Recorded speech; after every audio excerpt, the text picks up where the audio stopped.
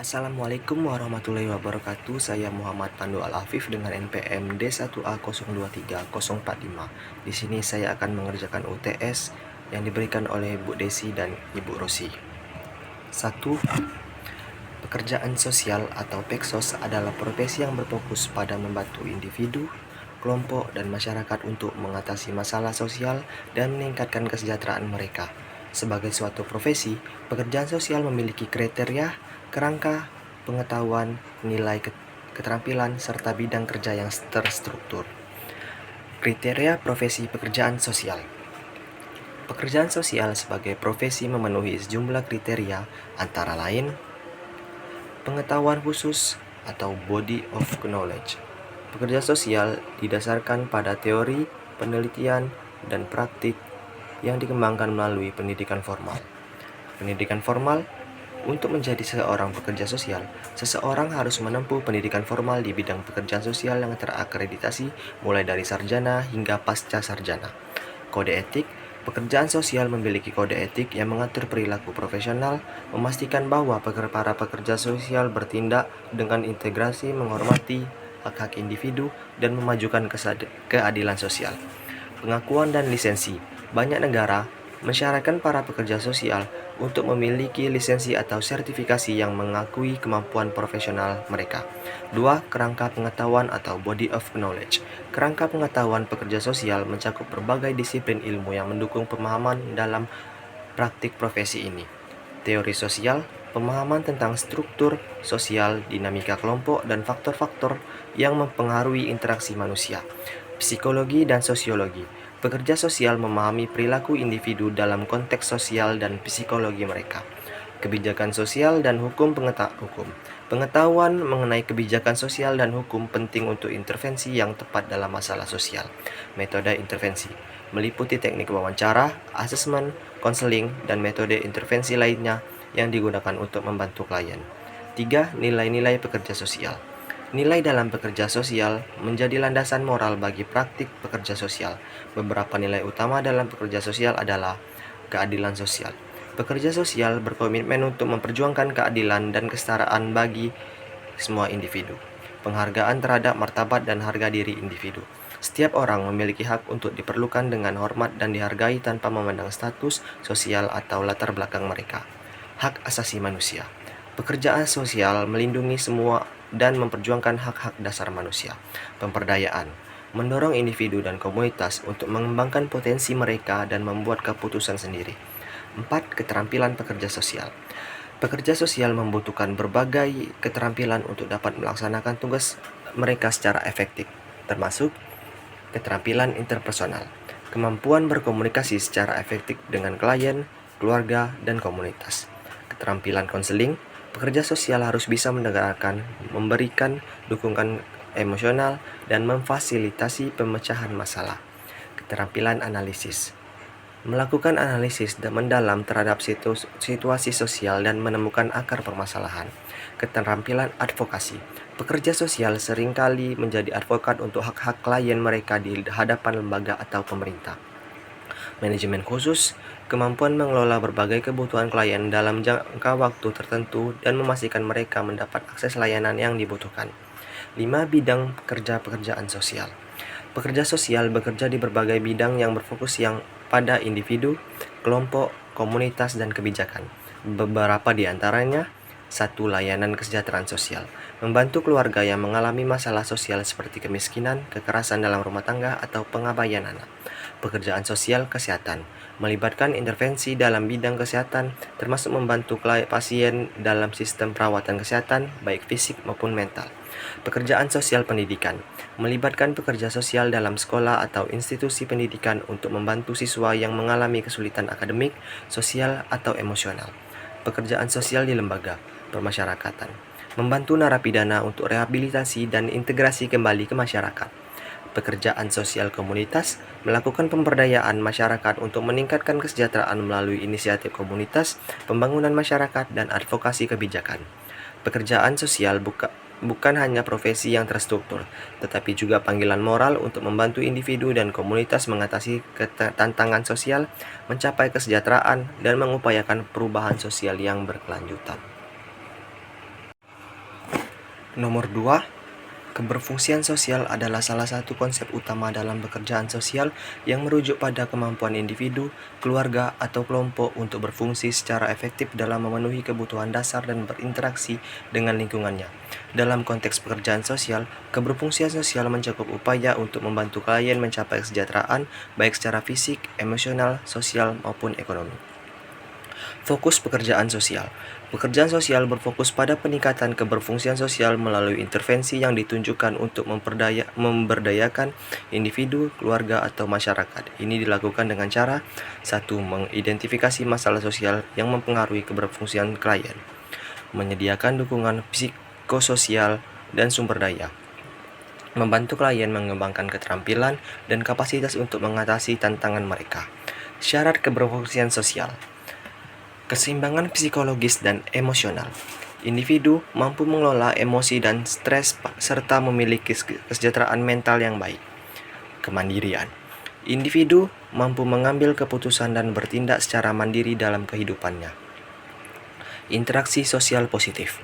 Individu dapat membangun hubungan sosial yang sehat dan saling mendukung dalam lingkungannya. Pemenuhan kebutuhan dasar. Individu atau keluarga mampu memenuhi kebutuhan dasar seperti makanan, tempat tinggal, pendidikan, dan kesehatan. Penyesuaian dengan perubahan. Individu dapat beradaptasi dengan perubahan dalam lingkungannya, baik yang bersifat sosial, ekonomi, maupun budaya. Tujuan keberfungsian sosial. Tujuan utama keberfungsian sosial dalam pekerjaan sosial adalah mencapai 1. Kesejahteraan individu, membantu klien mencapai kesejahteraan fisik, mental, dan sosial.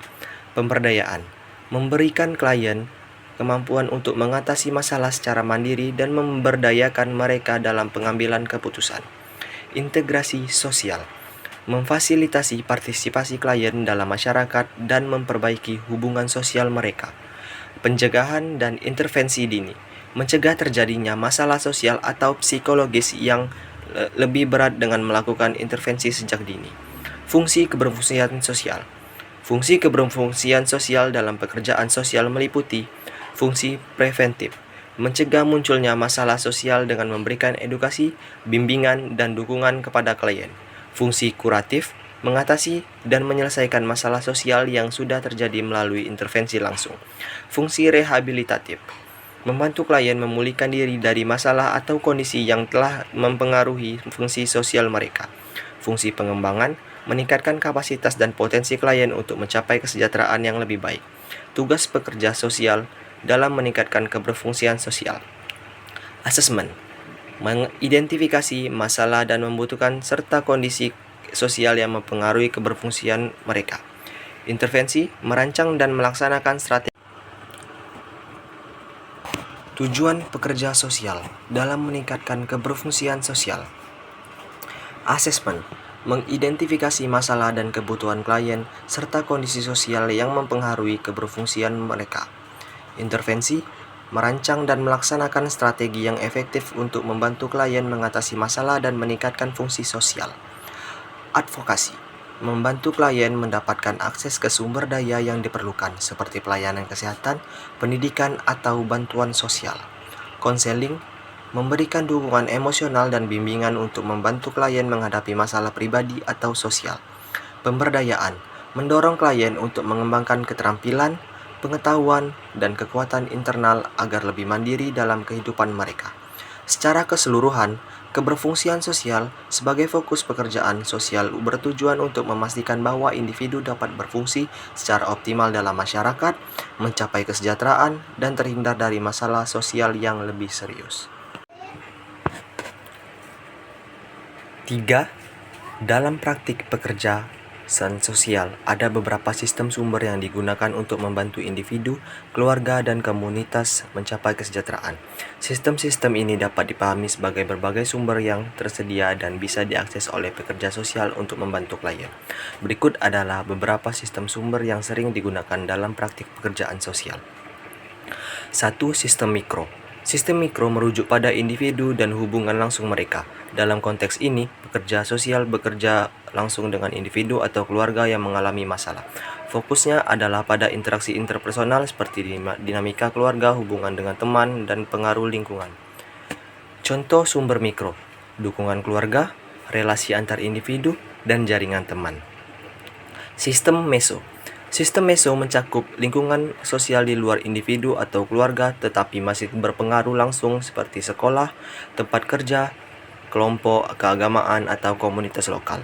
Dalam konteks ini, pekerja sosial dapat berfungsi sebagai penghubung antar individu dan institusi atau komunitas yang mereka ikuti. Contoh sumber meso: sekolah atau institusi pendidikan, organisasi keagamaan, tempat kerja, atau kelompok komunitas. 3. Sistem EXO. Sistem EXO adalah lingkup sosial yang tidak langsung mempengaruhi individu tetapi tetap memiliki dampak besar terhadap kehidupan mereka. Sistem ini mencakup kebijakan sosial, ekonomi, dan struktur organisasi yang bisa mempengaruhi kesejahteraan individu. Contoh sumber EXO: kebijakan pemerintah, program sosial yang didukung pemerintah, program kesejahteraan masyarakat. Sistem makro. Sistem makro adalah sistem sosial yang lebih luas, seperti budaya, kebijakan negara, dan ekonomi global. Dalam konteks ini, pekerja sosial berusaha memahami bagaimana faktor-faktor ini mempengaruhi klien mereka. Seringkali ini melibatkan perubahan kebijakan sosial, advokasi, atau pekerjaan untuk mengubah sistem yang lebih luas agar lebih inklusif dan mendukung kesejahteraan individu. Contoh sumber makro: kebijakan publik seperti Undang-Undang Kesejahteraan Sosial, sistem ekonomi, faktor budaya, dan nilai-nilai masyarakat. Sistem supranasional. Sistem supranasional melibatkan institusi atau kebijakan internasional yang mempengaruhi suatu negara atau komunitas. Ini mencakup pengaruh organisasi internasional seperti PBB, Bank Dunia, atau Uni Eropa yang dapat berdampak pada praktik kesejahteraan sosial di negara-negara tertentu. Contoh sumber sistem supranasional: kebijakan global terkait kesejahteraan dan hak asasi manusia, bantuan internasional, dan program pembangunan. 6. Sistem lingkungan. Sistem lingkungan merujuk pada elemen fisik dan alam di sekitar individu seperti lingkungan tempat tinggal, akses terhadap sumber daya alam, dan keadaan lingkungan ekologis. Dalam pekerjaan sosial, pekerja sosial juga bisa terlibat dalam membantu individu atau komunitas mengatasi masalah lingkungan yang mempengaruhi kesejahteraan mereka seperti polusi atau bencana alam. Contoh sumber lingkungan: ketersediaan perumahan layak, akses air bersih dan udara segar, lingkungan yang aman dan sehat.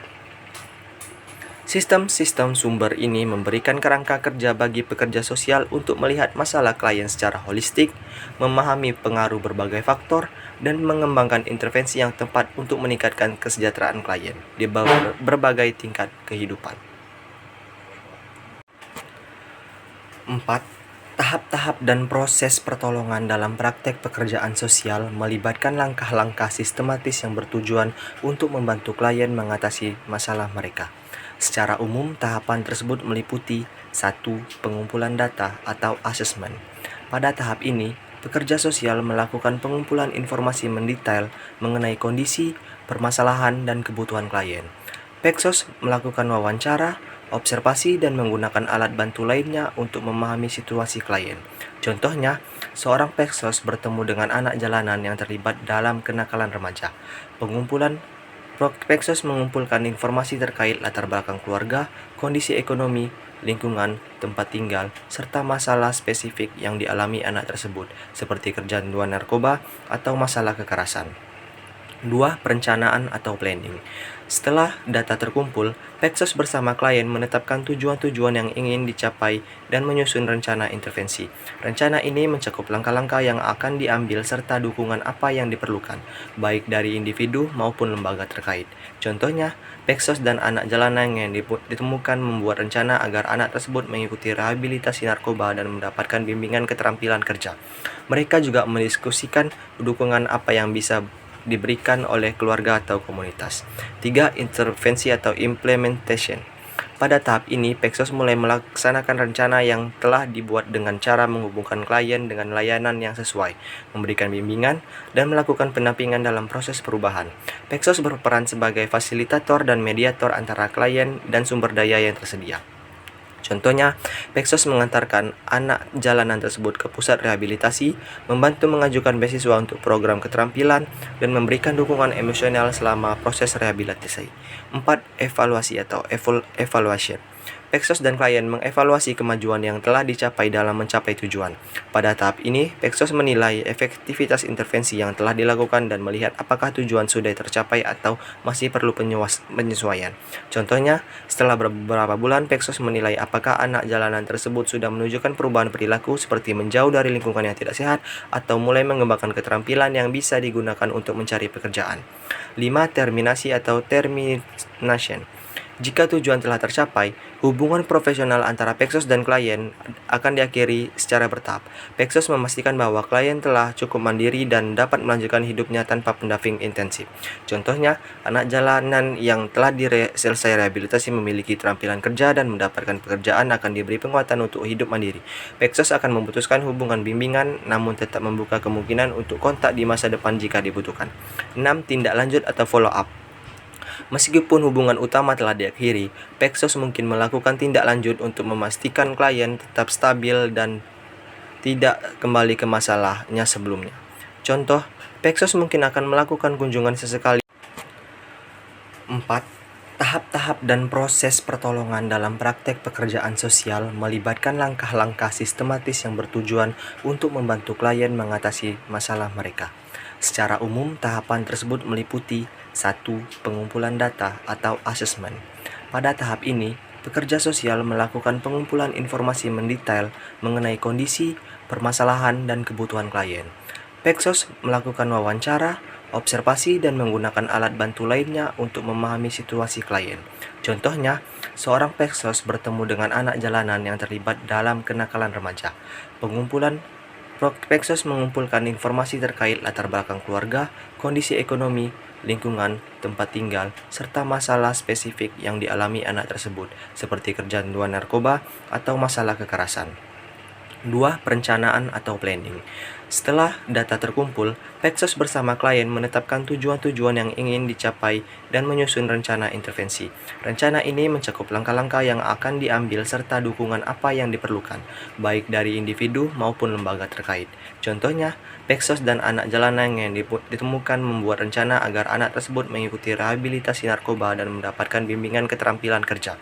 Mereka juga mendiskusikan dukungan apa yang bisa diberikan oleh keluarga atau komunitas. 3. Intervensi atau implementation.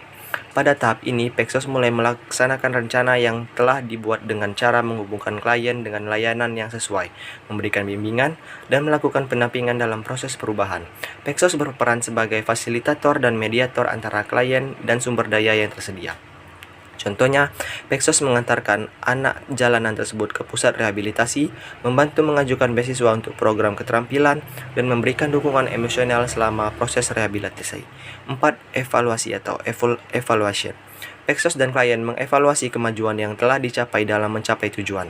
Pada tahap ini, Peksos menilai efektivitas intervensi yang telah dilakukan dan melihat apakah tujuan sudah tercapai atau masih perlu penyesuaian. Contohnya, setelah beberapa bulan, Peksos menilai apakah anak jalanan tersebut sudah menunjukkan perubahan perilaku seperti menjauh dari lingkungan yang tidak sehat atau mulai mengembangkan keterampilan yang bisa digunakan untuk mencari pekerjaan. 5. Terminasi atau termination. Jika tujuan telah tercapai, hubungan profesional antara Peksos dan klien akan diakhiri secara bertahap. Peksos memastikan bahwa klien telah cukup mandiri dan dapat melanjutkan hidupnya tanpa pendamping intensif. Contohnya, anak jalanan yang telah selesai rehabilitasi memiliki keterampilan kerja dan mendapatkan pekerjaan akan diberi penguatan untuk hidup mandiri. Peksos akan memutuskan hubungan bimbingan namun tetap membuka kemungkinan untuk kontak di masa depan jika dibutuhkan. Tindak lanjut atau follow up. Meskipun hubungan utama telah diakhiri, Peksos mungkin melanjutkan tindak lanjut untuk memastikan klien tetap stabil dan tidak kembali ke masalah sebelumnya. Contohnya, Peksos mungkin akan melakukan kunjungan sesekali untuk memastikan anak jalanan yang dibantu tetap berada di jalur yang benar, tidak kembali ke kehidupan jalanan atau terlibat dalam masalah yang sama. Proses ini bersifat siklus sehingga jika muncul masalah baru atau kondisi klien berubah, proses asesmen, planning, hingga follow up bisa dilakukan kembali. Terima kasih, itulah jawaban dari UTS yang diberikan oleh Ibu Desi dan Ibu Rosi. Kalau ada salah kata saya mohon maaf.